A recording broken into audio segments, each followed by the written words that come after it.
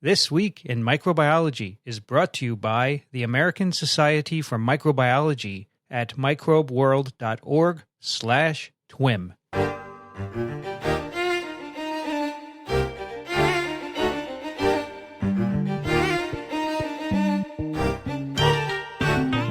From Microbe TV, this is TWiM, This Week in Microbiology, episode 128, recorded on Thursday, May 19th, 2016. This episode is brought to you by CuriosityStream, a subscription streaming service that offers over 1,400 documentaries and nonfiction series from the world's best filmmakers. Get unlimited access, starting at just $2.99 a month, and for our audience, the first 2 months are completely free.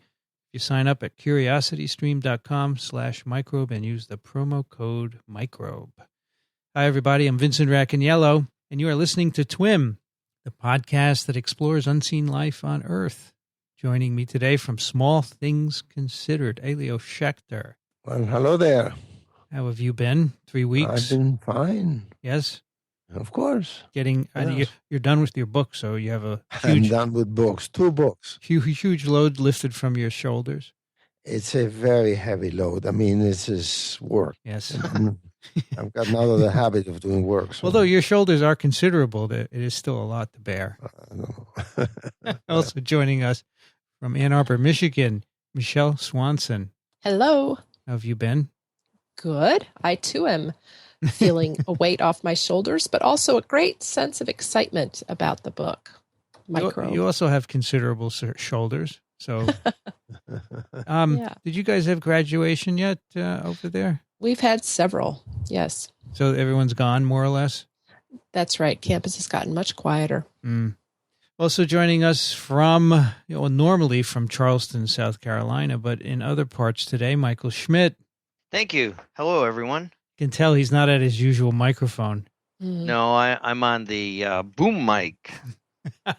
Thanks for the warning. Michael's in California, right?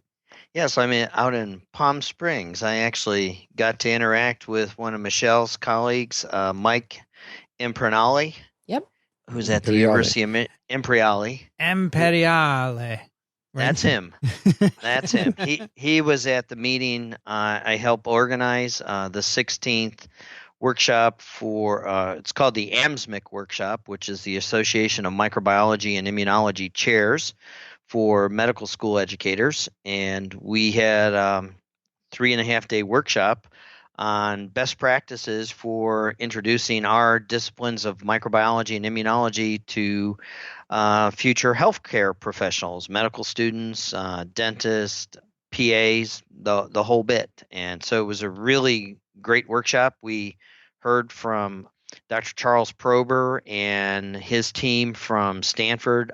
Charles Prober is the Senior Executive Dean for Medicine out at Stanford. He happens to be an infectious disease physician, and he, along with Michele's institution, University of Michigan, University of Washington, Duke, and the University of California, San Francisco, in concert with Stanford, with the help of the Robert Wood Foundation, developed over 32 hours of 10-minute video modules on all aspects of medical microbiology for teaching medical students. It's really high-quality stuff, and Dr. Prober and his team came over from Stanford and really ran a boot camp for us on best practices and got everyone energized and recharged all our collective batteries. So it was loads of fun. Nice. I want to, I had a load taken off my shoulder. I just finished my course. The grades are all done. 120 undergraduates just learned a lot of virology. And they're all recorded. And if you want to learn virology, you can go to virology.ws/course and you could take the whole course. 25 lectures in virology. Wow. That's terrific. I can vouch for that. Thank you very much. And they're about 65, 70 minutes each. I know they're long, but they're there. Now, I want to make a shout out to the Asm Agar Art Contest, which we reminded you about several times here on TWiM. And all the works of art, the photos are in. They're being currently judged. And there are photos of them up at the ASM Facebook page. That's facebook.com/ASM fan, one word. And for the sake of Michele and Michael, who are looking at the show notes, I pasted in one entry that I particularly like. Shameless propaganda. I saw it looks that. like. Don't you like it? Isn't it a good likeness? I think it's great. It's a striking resemblance. So, Elio, someone made an Agar art of me. Hey, okay. About time. Except About poor Vincent time. looks a little yellow. He Look, looks a little yeah, yellow. I have jaundice. I have hepatitis. You It's do, true, Michael. It's true. So what would have been the yellow bacteria used for that, do you think? Staph aureus. Staph aureus? Yeah. And then my beard and hair, of course, are dark, which they aren't in real life, but that's very much appreciated. And then one of my glasses is pinkish, right? Mm-hmm. It dropped the pH a little lower than the other side. But the others, there are many others. You should check them out. I'll put a link in the show notes. They're beautiful. Some of them are just amazing, and it's going to be hard to pick winners, but that's what we're doing right now. And if you Many of them are visible through Twitter also. If you're not on Facebook, but on Twitter, you can see them that way. You go to ASM Microbiology on Twitter, and you could follow them and see them there as well. Or if you're going to ASM Microbe in Boston, which is not too long from now, next month, I think all of us will be there, right? Yes. You can see the finalists. They'll be all posted as well. Are we going to have a live TWiM from there? We are. It's scheduled for Friday at 2:45 p.m. And I'm looking through the participants and seeing who would be a good guest. I asked someone in already, and she is not at the meeting even, so she can't participate, but I'm going to pick some other people. But if you have some suggestions. 225, did you say? What is it? 225, 230. 2:30, and it's a session. Okay. Yeah, we'll have some fun there. Michael, I see that copper is in the news. I saw that. It's all over. In addition, Michael Schmidt is all over. Michael Schmidt is everywhere. I was quoted extensively in this article, and I had great fun talking to the reporter / scientist who is, as many of you know, the scientist is written by scientists for scientists. And one day sitting at my desk, I was cold called, and we just had a nice conversation, and I was quoted, and I forgot about it, and it shows up. You should. You're the father of this field. You're the copper father. Copper-clad world. Well, when you can talk about what you're working with, and people find it compelling, it's a great activity. And I happened to go off and give a seminar a couple of weeks back at the Uniform Services University in Bethesda, of which Allison O'Brien is the chair. And I was talking with her at this meeting I'm at, and I was remarking to her how much fun I had talking to the graduate students. And we didn't talk about my science, we talked about theirs. And I complimented her on how well her students all were able to talk about their science. And I said, that's the mark of true development and true mentorship. And poor Allison was blushing, and she thanked me for the compliment. But I think that's what I try to do when people call me up and talk about my science, is I try to make it as compelling and as approachable as possible. And they were able to take some of my passion and put it into that article that's up on the web on the scientist. So thank you, Vincent. There's a very nice infographic with it too. Yeah, lovely. You must have seen that, right, Michael? Yes. Beautiful, really nicely done. There's another big current event topic relevant to scientists, which is yesterday the Department of Labor announced a new, I'm not going to get the Fair Labor Standard Act. I might have that twisted around. But in any case, anyone, including postdocs who are earning less than $47,400 and change, are now eligible for time and a half for hours worked after 40 hours. So I think we're going to see a national increase in the minimum stipend for our postdocs. Great. Excellent. Yeah. One last news item. Last Friday, about a week ago, at the White House, there was an announcement of a microbiome initiative, and Joe Handelsman was there talking about it. And many people from ASM, including Stefano Bertuzzi. Were you at the meeting? Were you there? I was not. No, I'm a virologist, and they seem to be excluding viruses from the microbiome, which I think Why? I don't know. very unfair because you have to sequence the whole genome, and for bacteria, you can just sequence a little bit of ribosomal RNA. But they're putting $400 million into new work on the microbiome. Who was there besides Joe? So Craig Venter was there. I heard him talk. The current science advisor was there. And a bunch of people from ASM. Tom Schmidt from University of Michigan was there. Who is the past president from Wisconsin, Michele? Tim Donahue. Tim Donahue was there. Right. And they had a day's worth of talks, which was all live streamed. In fact, I'll put a link to it. You can see the live stream. It was pretty cool. Was Lynn Enquist there as well? The token virologist, our current president? He's the current president, but I don't believe that he was there. I didn't see him. Ron Atlas was there. I know that. So that's good to see microbiology at the White House, right? Yes. All right. It's very exciting. Okay, so we do have some science for you. We're going to start with Elio, who's going to tell you all about mitochondria. Well, yeah. I don't think we ever talked about mitochondria, which, of course, is a microbiological topic, right? Mm-hmm. Mitochondria used to be bacteria. There's good agreement about that. The endosymbiotic theory of the origin of eukaryotic cells, which is promulgated as much as by anybody by the late Lynn Margulis. So anyhow, there seem to be total agreement that mitochondria used to be bacteria, and the reasons for saying that is because they have genes that are bacteria-like, they have ribosomes that are bacteria-like, etc. So they don't exactly look like bacteria, although they're certainly in the size range. They have more complications structurally. But anyhow, given that, it's news. I have two papers that I'd like to tell you about. One is about the fact that there are organisms which do not have mitochondria. They are eukaryotic organisms. And the paper that I'm talking about has no less than 19 authors. It came out in Current Biology. The first author is called Kankowska, and the last one, Hamper. These are people from the Czech Republic, Poland, and Canada. In each country, several institutions. So here is the story. There are organisms which, like Giardia, protist, and Trichomonas, which are not known to have mitochondria.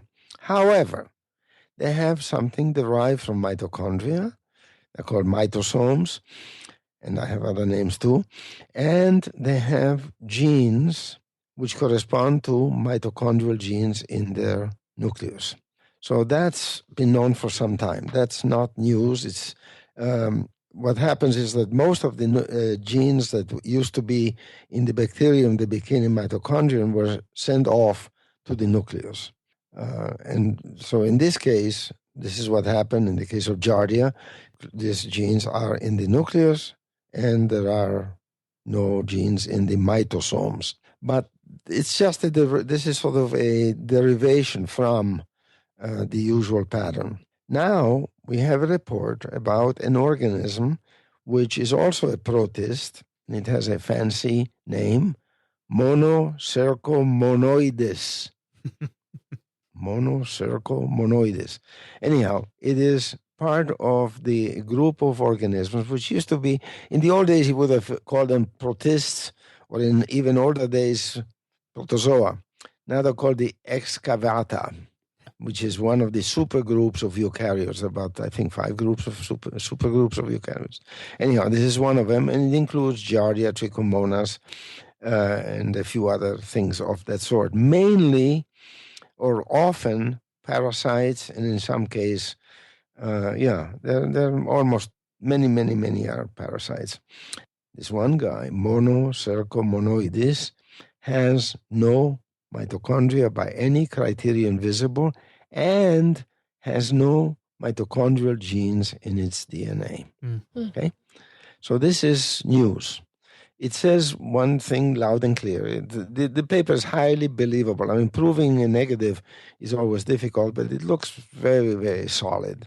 The report deals with a great deal of bioinformatics. It is, I think, really about as solid as it can make it.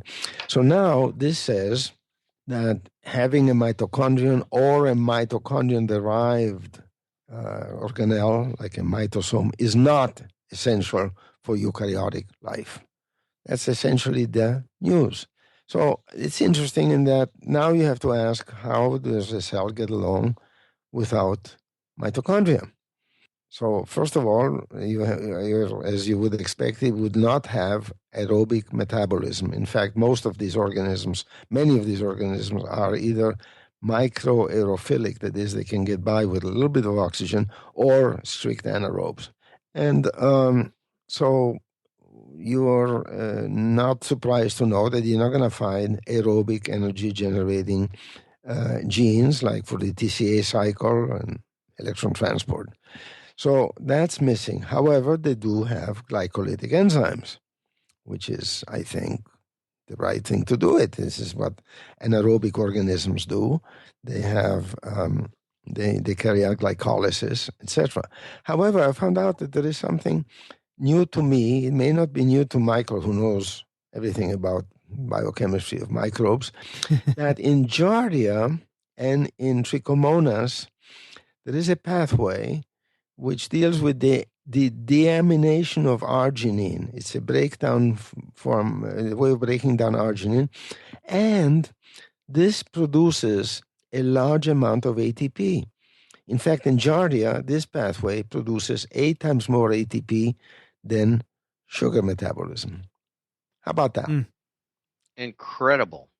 It is incredible. So anyhow, so there are more ways than one to skin a cat in the energy field. And in fact, there are other things that characterize these mitochondrial-less organisms. Common in mitochondria are proteins that have an iron and sulfur cluster, FeS cluster, and the genes for this cluster are missing in this organism. They're replaced by something similar, which is of bacterial origin, called the SUF system. And this has been acquired by these guys by lateral gene transfer, almost certainly. So they make do without aerobic metabolism, without some of the proteins that are characteristic of that, and their biochemical signatures. So here we have it. We have a guy who does fine, at least survives without mitochondria or any trace of mitochondria. So this is news, right? So now the question is, how did this happen? Did this otherwise eukaryotic organism, and by the way, it is a eukaryotic cell, there's no question. It has a Golgi apparatus, it has a nucleus, it looks and smells like a eukaryotic cell except for the mitochondria. So how did this happen? Two possibilities are that this evolved by itself by a pathway other than the symbiosis mechanism that we believe has been common. And the other, which is actually favored by the authors, is that the mitochondrion got lost. Okay, and when the mitochondrion got lost, and you can see that this could happen because these cells don't need it. They live in an anaerobic environment. They produce that energy in the cytosol by glycolytic mechanism and this arginine path. So, why not lose it? Why carry along something you don't need? And if that were the case, then eventually the genes in the nucleus, which were originally derived from the mitochondrion, would also get lost. So, as I say, the take-home message is simply eukaryotic life is possible without mitochondria or organelles derived from mitochondria. You happy with that? Yeah, Yes. but why do so many of us have mitochondria then? Well, because we have an aerobic metabolism. And life must be better with an aerobic metabolism. Well, you get more energy out of it. Yeah. You get 20 times more energy per mole of glucose. So, Yeah. it pays to do that in fermentation. anaerobic metabolism is not as efficient, but it doesn't matter if you're a parasite or a symbiont, because you're getting your goodies in part from your host or the people that you're associated with. So it really seems to be a characteristic of life at the edge, life where you don't have to do it all by yourself. So you don't think that a free-living, non-symbiotic, non-parasitic organism will be found that doesn't have a mitochondrion? Highly unlikely. Yeah. I think if you look at it from selection bias, you need the greater amount of energy in order not so much to make DNA, but more importantly to make RNA, because someone that is free living or something that is free living must be able to respond to the ever-changing environment, and the way life does it is by making they express different things. And so you need additional genes in order to respond to the circumstance, and expression takes tremendous amount of energy to make the building blocks for RNA, and then of course the transcription and subsequent translation requires energy. And further than that, because Martin and Lane, people in Germany and Britain, have proposed that it is the ability to produce so much energy that has allowed eukaryotic cells to develop, to become differentiated into multicellular organisms, etc. Whereas bacteria, oddly enough, even though bacteria have a very efficient energy metabolism, they don't go anywhere. There's some differentiation in bacteria, but it's relatively minor. You don't have an elephant coming out of bacteria. And so, this is, like Michael says, this is important for that kind of a life. Unless you subscribe to, if we take a page from the news media, the microbiome, and humans are just but mirror the transportation system for the microbes. Of course. Now, associated with this, since we're talking about mitochondria, or the absence of them, there's another paper which I'd like to mention. I'll mention it briefly. And it is a paper by Ian Johnson and Ben Williams called The Shrinking Mitochondrion. And what they have studied is what are the properties of the genes that are retained by mitochondria. Remember, most of the mitochondrial genes are exported to the nucleus, but a few remain. By the way, the reason why they're exported to the nucleus is possibly that the mitochondrion is a very unfriendly environment for proteins. It's full of redox compounds. It's full of energy metabolism. It is not a very place where proteins are likely to be stable, and even genes. And so, like they say, if you want to store books, you choose a nice central dry library instead of a leaky shed. I love that. I love that statement. Right. So anyhow, 99% of the proteins that you find in mitochondria are encoded by genes which are had been transferred to the nucleus. So the question is, why not all? Okay? And they did a phenomenal bioinformatic analysis, which is way beyond my ken. Don't ask me to explain it. But they used modern statistical approaches to analyze over 2,000 mitochondrial genomes. Okay, that's available. And they found, they came up with what they call a general and unbiased way of accounting for the observed sequences. And they call this hypertraps. And this couples stochastic modeling with Bayesian inference. Now, I hope that many listeners of this program know what this is. It's a little bit beyond me, but let's accept it.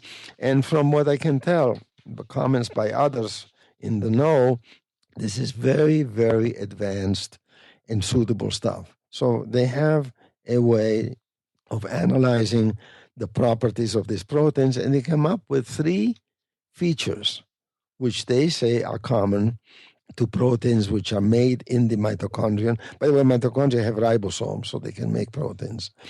And so they say that there are 3 features that you would expect. One is that the gene would encode for a protein that forms the center of a complex involving energy metabolism. Okay, this makes sense because if you don't have that, how are you going to start anything? So you start with something that you own as the center, and you can decorate it with proteins whose genes are in the nucleus. That is, proteins that are transferred from the cytoplasm of the host cell, if you want to, into the mitochondrion. Secondly, you want to encode for hydrophobic proteins, water repellent. Why? Because hydrophobic proteins are going to have a hard time traveling into a mitochondrion. Okay, they can only be contained in organelles. They cannot be floating free in the cytoplasm. How are they going to make their way to the mitochondrion? So it is sensible to make them within the mitochondrion. And third, you want proteins that contain a high G plus C ratio, which makes the genes more stable. A high GC ratio is probably a way for DNA to make it in this unfriendly environment. So this is the story. So there is a way of determining why genes are retained in the mitochondrion. Makes sense. Makes perfect sense, right? Yeah, I think it's very logical. And it's nice that, it's sort of nice that logic goes along with a thorough bioinformatics study. But there are organisms where the mitochondrial genes, as you said, have gone into the nucleus. Well, most of mitochondrial genes, 99% of the mitochondrial genes are in the nucleus. It only has a dozen, I think in humans, the mitochondria only have 19 genes. Yeah. I think that's right. Something like that. Very few. And maybe at some point those will be gone as well. Well, not if you listen to what these guys are saying, because these are encoding proteins that have a hard time making it otherwise. Yeah, it would be hard to get them in and out of there, right? That's right. So what this says is there's logic in this business. By the way, it's 13 genes remain in human mitochondria out of what bacterium probably has 2,000, 3,000 or so genes. It's neat to think about how over the course of evolution, we're just optimizing. And so this might be the height of optimization, huh? Yes. I think that's exactly right. That's a good way to look at it, right? Optimizing to our particular environment. Of course. And eventually it will all sort out so that it's as efficient as possible. Unless the environment changes dramatically, and then that could be a problem, like for the dinosaurs, right? And it changed too quickly. It changes very quickly, then they couldn't deal with it because they were too big, I suppose. And then the little offspring known as birds today survived. Of course, I was thinking on the cellular level. Yeah, you got to think big too, right? Because the adaptation is at all levels. Because, our ability to run marathons is because we have mitochondria, I presume. Yes. But, this story, what I like about this story is that it really introduces a logic. Yeah. If you're going to ask questions like why are some genes retained in the mitochondria where most are exported to the nucleus, it makes sense to think along these lines and to see some evidence for it. So that is, I think, what's so satisfying about this paper. It's very pleasing. I agree. It's nice. Nice bunch of stories coming together there. Very neat. All right. Thank you, Elio. My pleasure. We have a paper which Michele will tell us all about. Yes, and it's titled A Bacteriophage Endolysin That Eliminates Intracellular Streptococci. And this is a collaboration from multiple groups. It was led by 2 PhD students, Yang Shen, who is a PhD student at University of Maryland, and Marilia Barros, a PhD student at Carnegie Mellon. And their co-authors include Veneman, Gallagher, Yin, Linden, Hesselpoth, Spencer, Donovan, Molt, Fischetti, and then 2 of the thesis advisors, Enrique and Loesch at Carnegie Mellon and Daniel Nelson at University of Maryland. And to set the stage, I would like to talk about a little history of using bugs as drugs. So before the antibiotic era, some of our listeners may know, before the antibiotic era, bacteriophage have actually been used as antimicrobials. So recall that bacteriophage are viruses that infect and some lice bacteria. in 1919, it was first reported at the Institut Pasteur that phage could be used to treat dysentery, a GI disease. And there have been numerous examples since then. In the 1930s, phage were used to control Vibrio cholera in the Ganges River of India.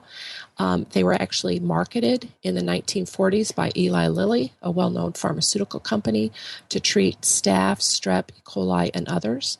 And then in this country, the antibiotic industry basically supplanted use of these live bacteriophage as antimicrobials.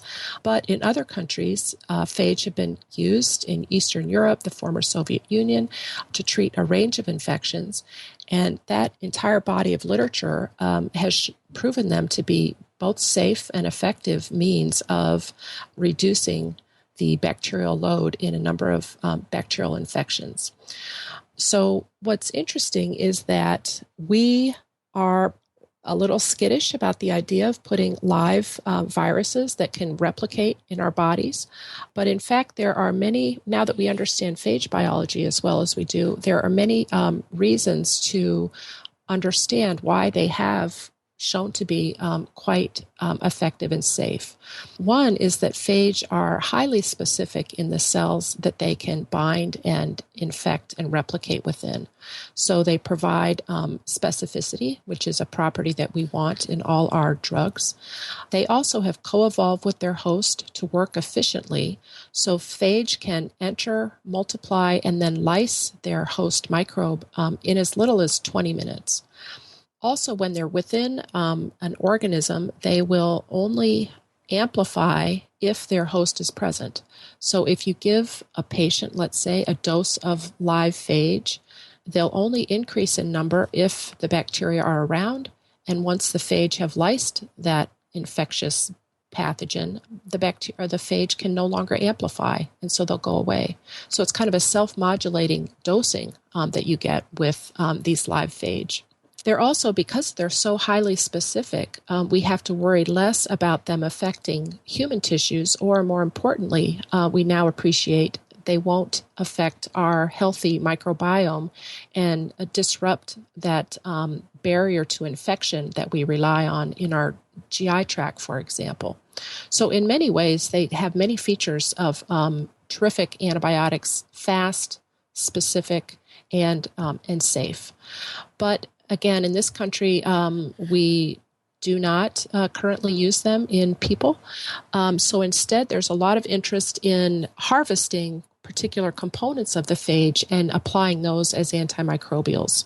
So this is a application that Vince Fischetti at Rockefeller University has called enzobiotics. Enza, to emphasize that they're taking advantage of a phage enzyme, and then biotic to emphasize that they are to be used as therapies. So the phage biology that they're taking advantage of is that once a phage binds and injects its DNA into the host bacterial cell and then amplifies and makes progeny virus, the progeny then need to be able to get out of that bacterial cell.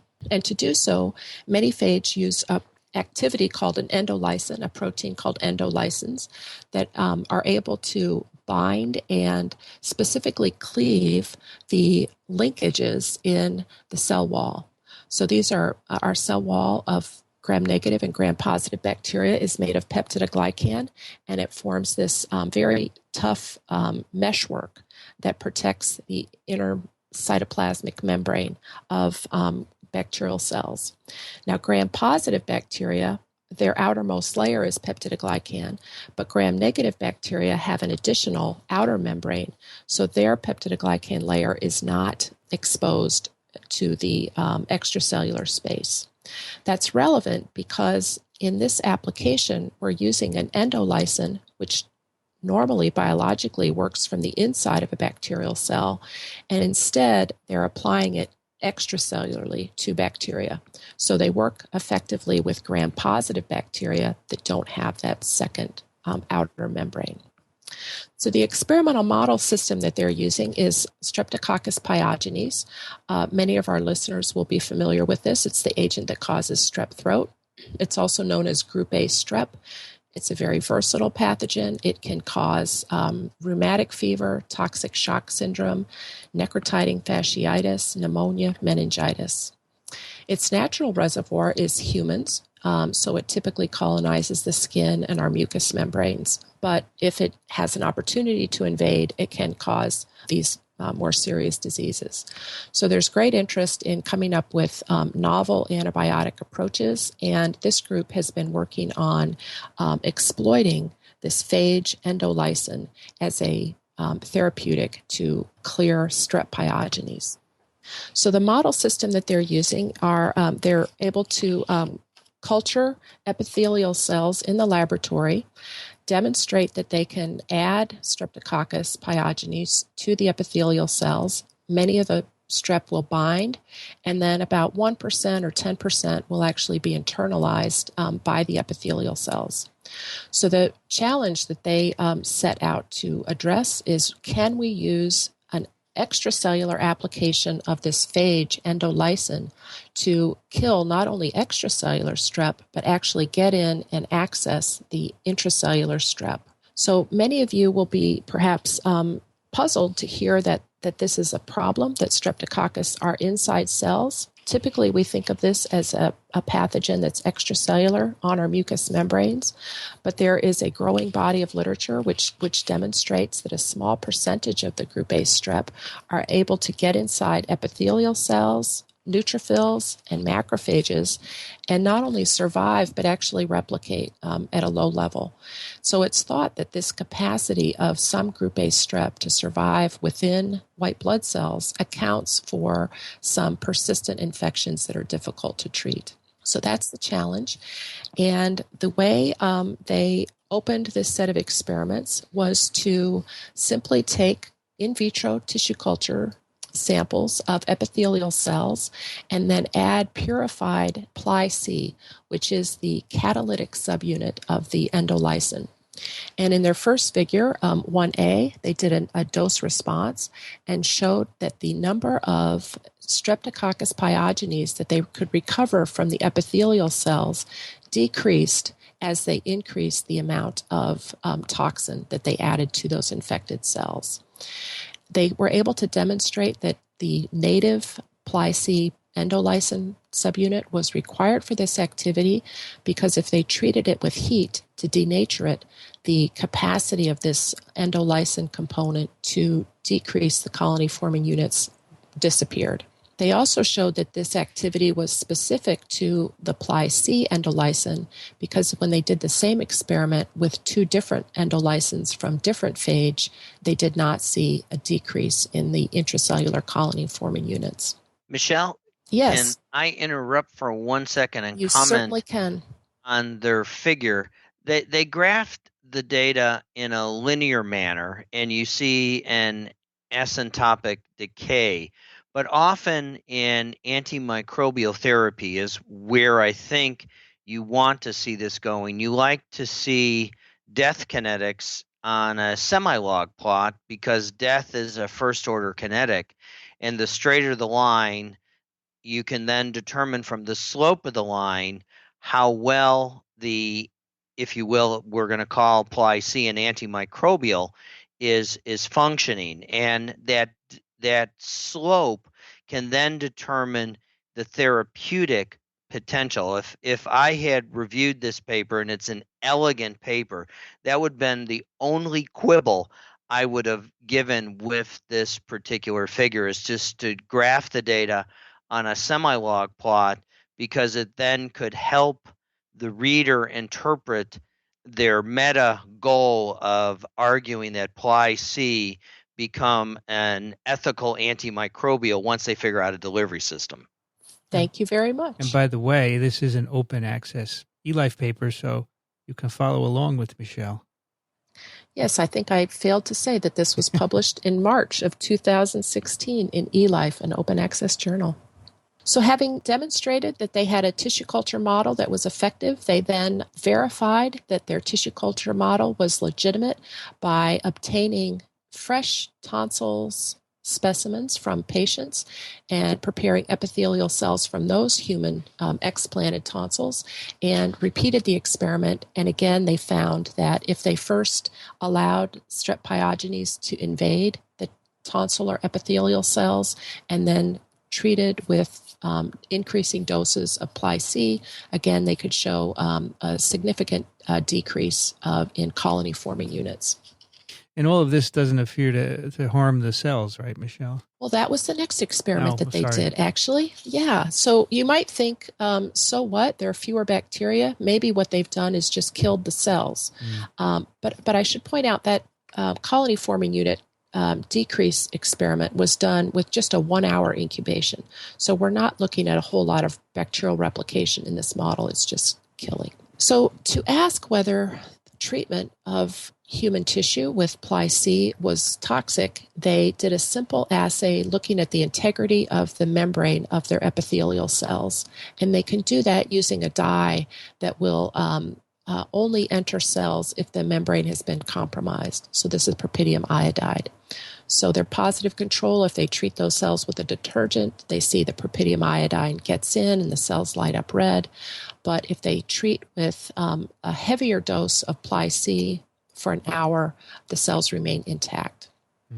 They then do a bit more microscopy to ask whether or not the toxin is getting into the cells. So they do just some simple confocal microscopy and find that the Ply-C purified protein can enter these cells and they form small puncta. So it looks as though it's not diffusing throughout the cytoplasm, but rather is in perhaps endosomal vacuoles. They then ask, where does the Ply-C endolysin localize in a cell that is already infected with Strep pyogenes? So they do infection and then microscopy and colocalization by using an antibody that binds to the Streptococcus pyogene, and then their Ply-C is labeled a different color, and they see really dramatic overlap between the Ply-C and the Strep pyogenes, implying that the Strep pyogenes are acting like a sink and really binding tightly and specifically to the Ply-C that was added exogenously. Remarkable microscopy, by the way. It's really beautiful. It's very clear. Yeah. They're interested then in understanding what part of the Ply-C molecule is critical for its ability to bind and enter the epithelial cells. And for that, they're able to rely on the 3D structure that is shown in Figure 3A. You'll see that there are 8 subunits that form the binding domain of this endolysin. And each of those 8 subunits has a kind of a projection that when they look in more detail at the amino acids, they identify that there is a what they call a cationic groove. So a region of the 3-dimensional protein that has a lot of lysines and arginines. So knowing that host membranes are negatively charged, they tested whether this positively charged domain of the cell binding domains of the Ply-C molecule were critical for this interaction with host cells. So to test that, they did site-directed mutagenesis and converted some of the lysines to glutamates or some of the arginines to glutamates. And then they purified those mutant proteins and tested whether they can still bind to their natural target, which is the group A strep bacteria, and that's shown in Figure 3C on the left panel. And we see that wild type binds and a couple of the lysines in different parts of the protein do not contribute to the binding to the bacteria, but they're able to zoom in and identify that an arginine at residue 66, for example, is especially important for binding to the bacteria. And then in parallel, they use those same site-directed mutants to ask whether the regions that bind to the host bacterium are also contributing to binding to the epithelial cells in human cells. And surprisingly, they find that, in fact, the same regions of some of the same residues that contribute to binding to the natural target, group A strep, also contribute to binding to the host cells. So they're beginning to see that that there are positively charged regions on this cell binding domain that contribute not only to binding to the natural target, the group A strep bacteria, but also to epithelial cells. They then go on and do a series of sophisticated quantitative biophysical measurements to better understand the interaction of the Pli-C protein with phospholipid membranes. And for this, they turn to 3 different methods: electrochemical impedance spectroscopy, neutron reflection, and surface plasmon resonance. And these are 3 different methods that allow them to ask and quantify the interactions between the protein and the membranes to address how tightly is the Spy-C binding, what kind of phospholipids does it prefer, and does the bacterial the phage endolysin insert into the host membrane, or is it merely attaching? So in a lovely series of experiments that I am not qualified to discuss in detail, I don't think they're I am able either. to identify that phosphatidylserine in particular is the phospholipid moiety that confers binding to Spy-C. So they say that functionally it's behaving as the receptor for Spy-C. And they also determine that if there's sufficient quantities of phosphatidylserine in the target membrane, the Spy-C can actually penetrate rather than just stick to the outside. It can actually penetrate the membrane.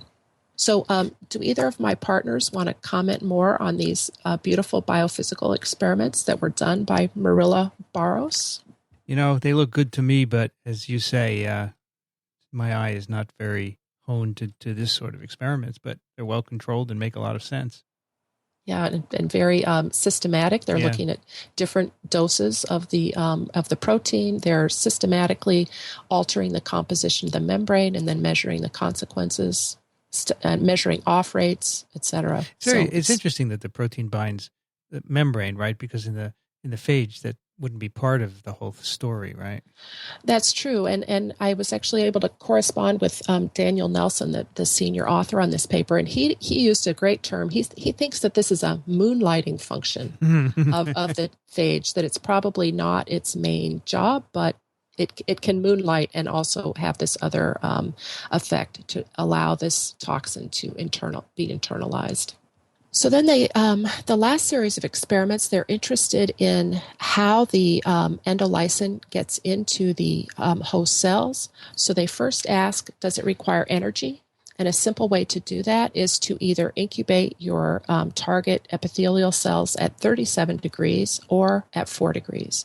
So at 4 degrees, the cells are not naturally undergoing endocytosis, energy processes are not working. At 4 degrees, they do not see any entrance of the endolysin into the epithelial cells, but at 37 degrees, they do. So they can deduce that this is probably an active process on the part of the host cells. They then do a little bit more co-localization experiments using markers for particular components of epithelial cell membranes and intracellular components. So, for example, they're able to use a cholera toxin, which is well known to bind a particular ganglioside on epithelial cells. And they see that their endolysin binds similar regions. So they can deduce that regions of cells that are called lipid rafts that are high in cholesterol may be contributing. And in fact, if they extract cholesterol from their epithelial cells using a drug called philipin, they're able to show diminished binding of the endolysin to the cells. And then they do a little bit more co-localization and look in these cells and find that some of the endolysin is co-localizing with early endosomal compartments, others is co-localizing with lysosomal compartments, and they close by saying, yes, the toxin is getting in, some of it's in the endosomal compartment. We don't yet know if it remains there or if some of it gets out into the cytoplasm, but that's kind of goals of future research.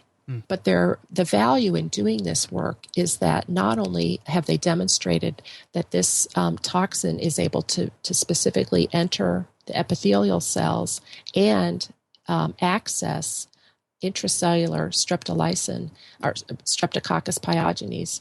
And also they demonstrated that the colony-forming units decreases, and morphologically they can see that the group A strep are actually losing their integrity, suggesting that there's lysing happening inside those infected cells. So they're excited about studying this further to see if they can develop the SPY-C protein as a therapeutic.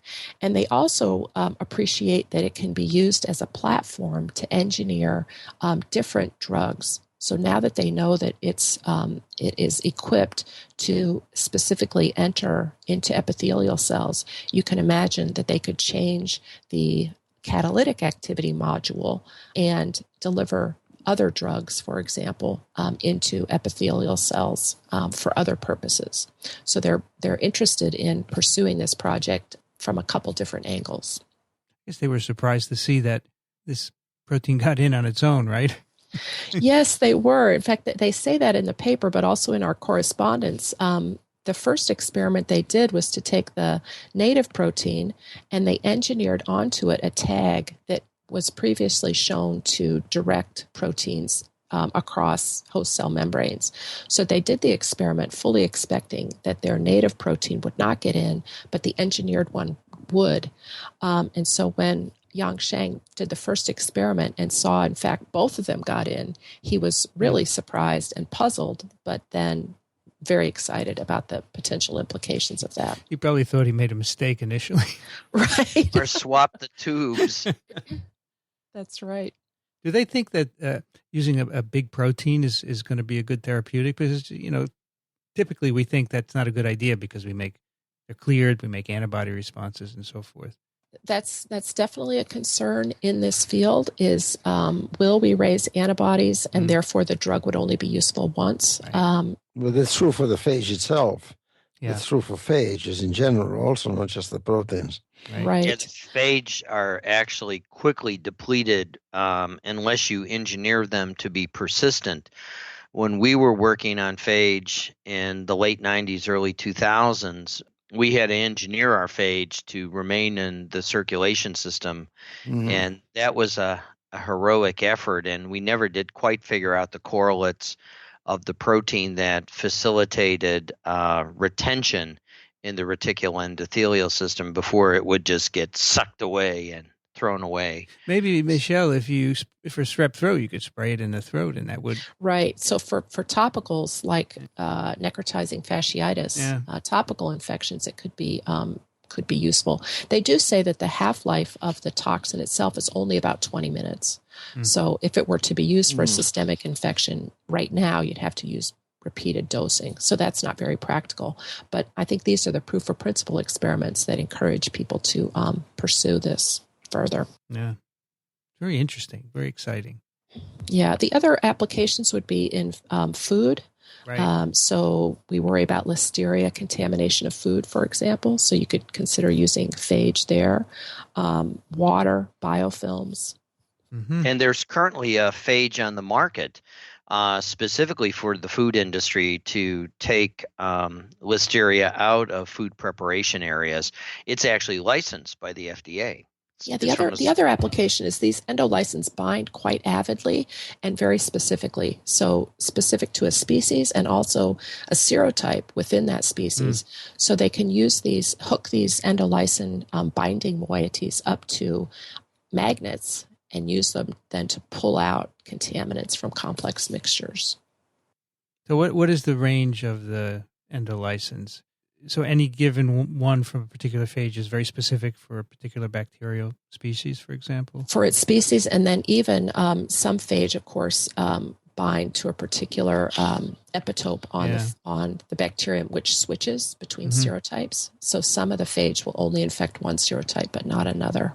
So that's an advantage, but also a challenge depending on what kind of drug you want. I guess you could modify the lysine in some way to change the tropism, right? Well, in theory, at least for chronic infections, you could think about customizing the phage by isolating the agent, the bacterium that causes the infection, and then testing it in the lab to see what it's sensitive to. It takes time, so it would only matter in chronic infections which are recalcitrant to treatment. Right. What's neat about this kind of engineering, of course, is that the phage will do it for you. You can just take advantage of genetics and selection and plaque assays to find the particular variant that you want. Yeah, and then you take the lysine out of that phage and use it. Yeah. Sequence it, characterize it. That's neat. So I was able to correspond with both of the first authors, so let me share a little of about each of them.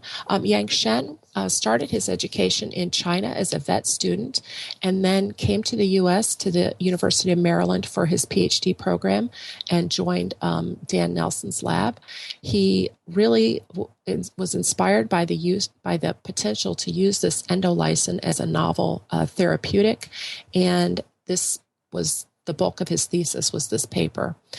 He then moved to Zurich and is continuing to work on endolysin with one of the world-leading groups at the ETH Institute. He's also married, and he and his wife welcomed their first daughter last year. His career goal ultimately is to apply the knowledge he's learned with endolysins for therapeutic use, either in academic or industry, and he would love to return to the U.S. To pursue that work one day. Marilia was born and raised in Brazil in a small town, Escalada.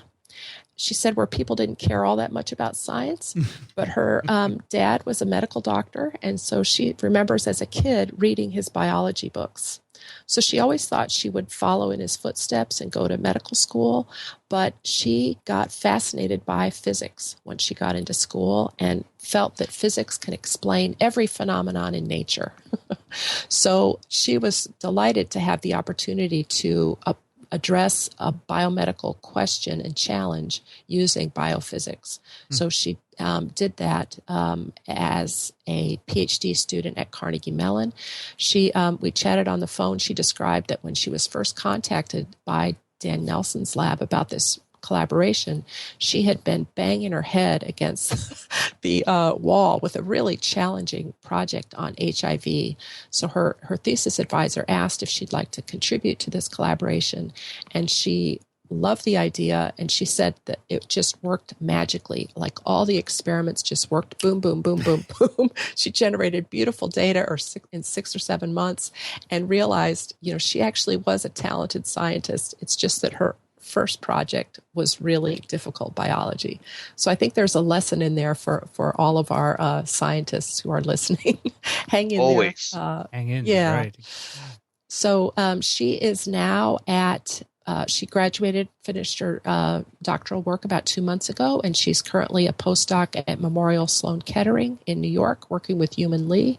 And she is working on a set of proteases that cleave within the transmembrane domain of the protein. So an interesting group of proteases. Lovely. Thank you, Michele. My pleasure. Nice story. This episode of TWiM is sponsored by CuriosityStream, which is the world's first ad-free nonfiction streaming service. They have over 1,400 titles and 600 hours of content. It was founded by John Hendricks of Discovery Communications. You know them very well. So you're guaranteed access to real science shows, not reality TV shows that currently plague cable TV. You can watch the content on almost any platform, not just the web, but various devices like Roku, Android, iOS, Chromecast, and Apple TV. It's available in 196 countries, just like TWiM listeners.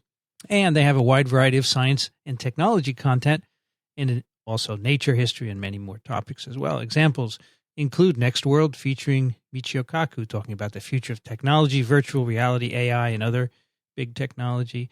They have a number of movies on viruses. They have one, of course, on Zika virus, Inside the Human Body, Microbirth, looking at scientific research that links the way babies are born with health in later life, and Leaps in Evolution, a series discussing evolutionary adaptation from the origin of eyes to the creation of motherly love. And I think that our listeners might enjoy CuriosityStream. Monthly and annual plans are available, with plans starting at just $2.99 a month, less than a cup of coffee, certainly here in New York City. Or the cost Even of from the cart? the cart. I don't know, yeah, Michael. The famous coffee cart that's on every street corner. I don't know. I haven't stopped at one of those in a while. I'll let you know. Okay. Or it's less than the cost of a movie on a competing on-demand platform. For curious minds who never stopped asking why, check out one of the largest 4K libraries on the internet, over 50 hours. So you should go to curiositystream.com/microbe. Use the promo code microbe during sign-up to get unlimited access to the world's top documentaries and nonfiction series completely free for the first 60 days. That's 2 months of free. One of the largest 4K libraries around. Just go to curiositystream.com/microbe and use the offer code microbe at sign up. We thank CuriosityStream for their support of TWiM. A couple of emails that I'd like to read to you. One of them actually relevant to today's discussion. But first I will read from John. Dear TWiM team, first of all, thanks for the supremely informative and entertaining podcast.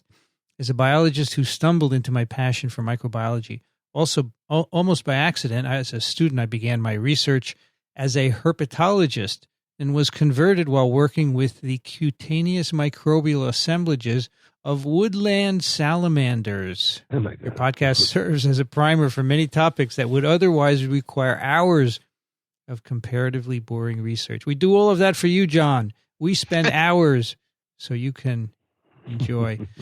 One trend that I hear often repeated is that every microbiology student can't hope to be a PI in an academic lab, which is very true. I currently work in the R&D department of a small biocatalyst company and wonder if more attention shouldn't be paid to careers for microbiologists in the private sector. While R&D doesn't afford one the same sort of research freedom that academia can boast, I have had to leave numerous interesting but commercially irrelevant questions relegated to the margins of my notebook. It does give you the opportunity to research a variety of interesting aspects of applied microbiology. There are a few research conferences coming up this year, namely the Society for Industrial Microbiology and Biotechnology annual meeting and their more specific recent advances in microbial control symposium. Perhaps the list of topics might provide the basis for a TWiM exploring some of the applications of microbiology in agronomy, animal husbandry, bioremediation, wastewater treatment, and other areas. Academic and clinical microbiology seem to get all the attention, and perhaps deservedly so, but there are other options out there for a microbiologist open to branching out. Thanks again for the fantastic podcast. Keep up the great work, John. So I totally agree that careers in industry, whether it be large or small, or in microbiology, are great. And I think we don't often talk about a lot of that work when it is published. I don't know. We seem to focus on fundamental advances here, right? On TWiM. It seems. Which is not to say that we, over on TWiV, we often look at vaccines, but those are typically at the development stages before a clinical trial. Although we do clinical trials from time to time, and of course, Michael's work on copper we talked about, and I'm sure companies. The microbiome is we've also reduced. A lot of attention is being paid to this. John should know this because the reports that have been floating around about what to do with people who are trained and can get an academic job, those recognize the need for training people in other careers. So quite a bit of attention is being paid to that. I'll echo that. We hosted a meeting here at Michigan that was a national meeting that was directed at how do we need to alter our curriculum to train current students for the many wonderful opportunities there are in industry, in public policy, in law, writing, etc. So, yeah, we're working on it. It's hard because we've each trained in an academic lab, and that's been our career. And so the PIs don't necessarily have the resources available to give their students a broad training. So I think that the institutions need to step up and provide that. I just went and looked at the website, and the fourth recent advances in microbial control is going to be out in San Diego at the Westin Gaslight Quarter Hotel in October from the 9th to the 12th. So maybe our good friend Dr. Schaechter could be a roving reporter and wander over and see what's going on in the recent advances of microbial control. I might just be out there in October. Why not? I usually go out there for Good. SCASM in October. Yeah. If it overlaps, I could visit. Great. And one of the motivations for our joint ICAC general meeting, now called Microbe, is so that we have more interactions between the basic scientists and the practitioners and the clinicians. Right. So hopefully we'll branch out as a field there.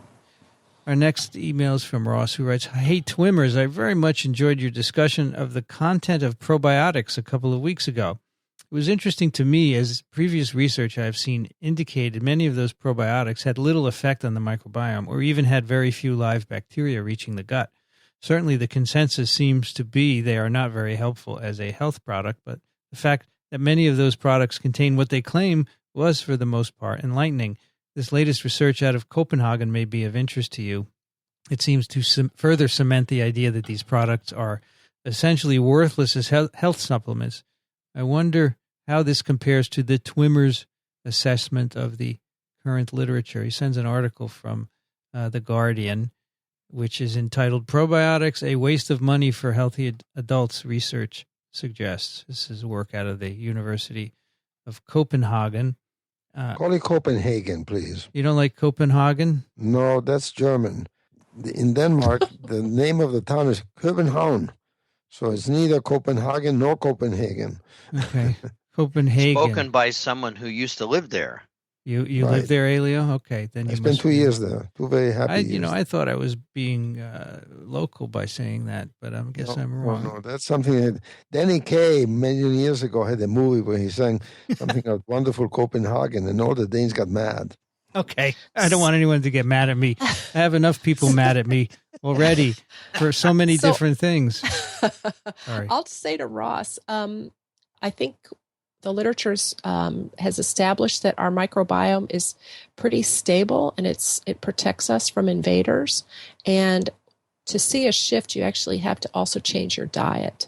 So I wonder if we're going to learn that you need not only probiotics, but prebiotics to give the proper nutrients to allow those microbes to make a difference. Yeah. But clearly, we need a lot more research in this area.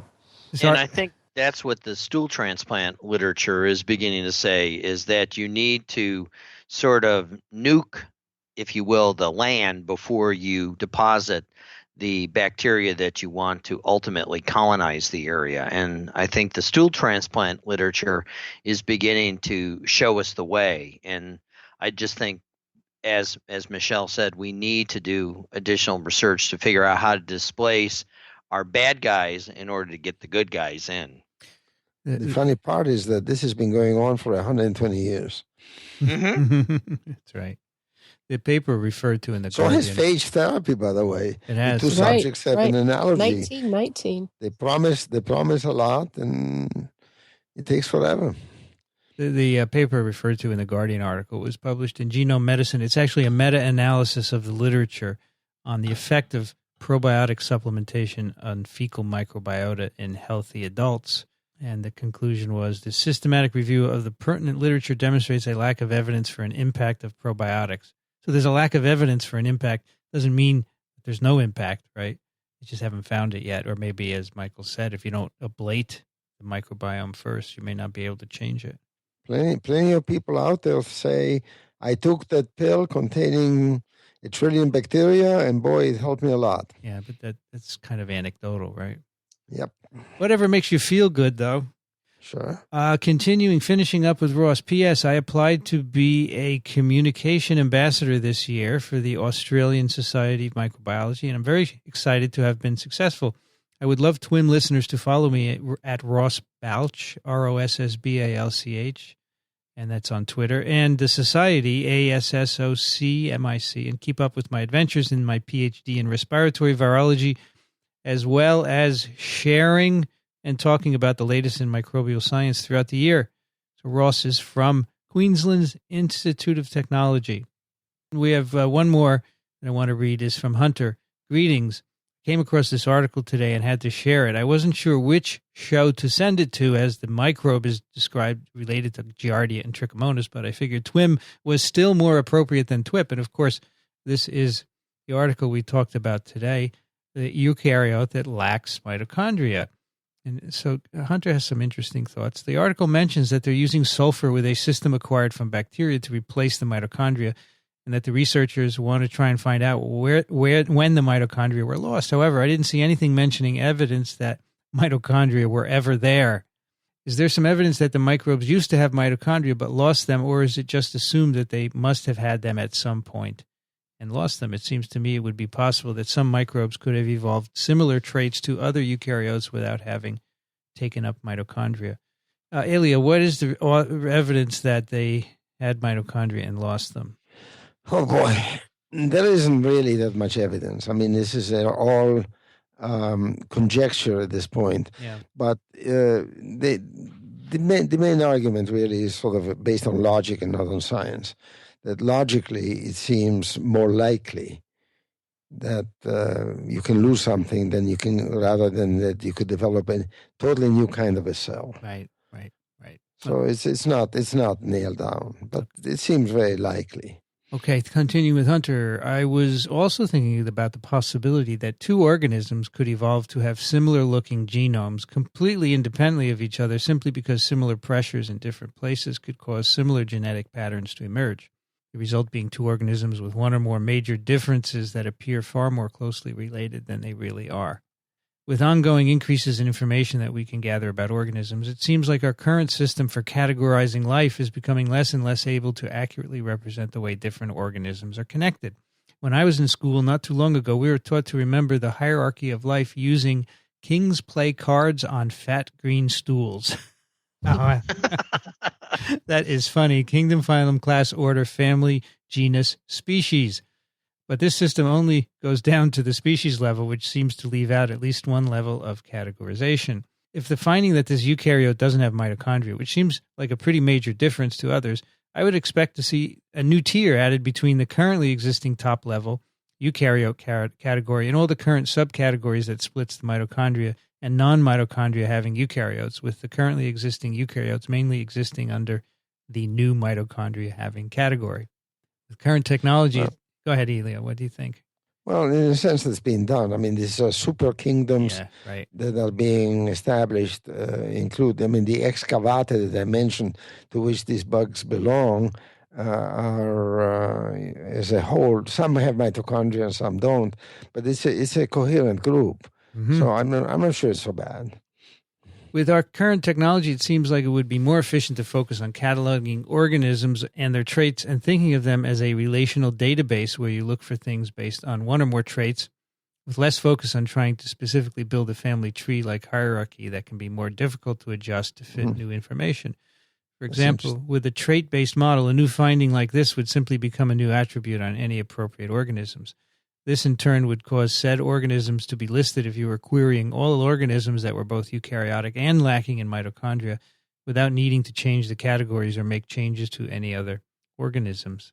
With that kind of data, it seems like constructing a hierarchy could be done programmatically at regular intervals, annual, for example, and with all the needed changes to make sure all life on the tree is an appropriate level and that there are enough levels. Anyway, I don't know if most of this sounds like rambling of someone who clearly doesn't have a background in biology, but I figured I'd share some of the thoughts I had after reading the article.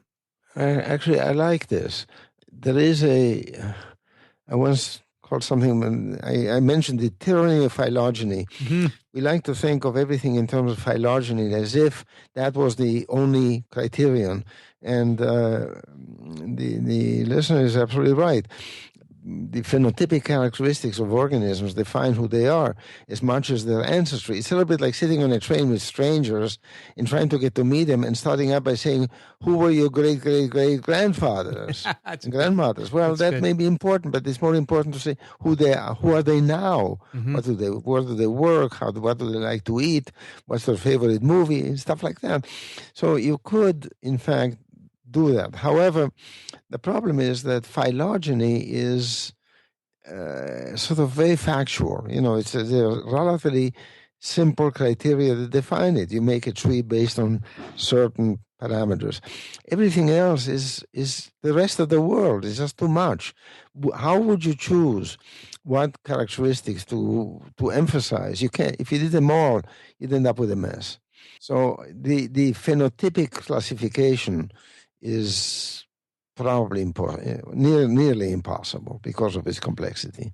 Well, that's what we used to do, really, before sequencing, right? Sure, Right. of course. And we have moved away from, Morphology. and we have moved now away from it because there's too much to know. we've used the sequence to correct what we have done before, and there have been. What is true is that phylogeny has a dominant place, which it gets because it is logically more handleable, not necessarily because it's what you want to know. I think the listener is absolutely right.